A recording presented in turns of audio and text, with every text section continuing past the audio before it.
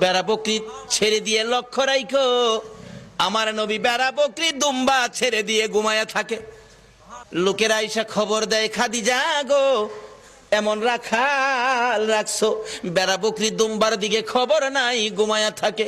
তাই নাকি? মা খাদিজা একদিন রওনা হলেন, দেখি কি করে ঘুমাই।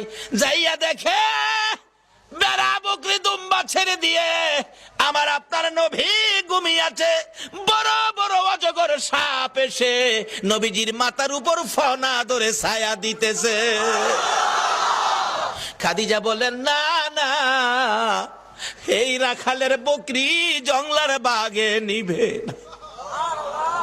খাদিজা বাড়ির দিকে যায় আর ফিরা ফিরা চায়, এটা কেমন রাখাল রে?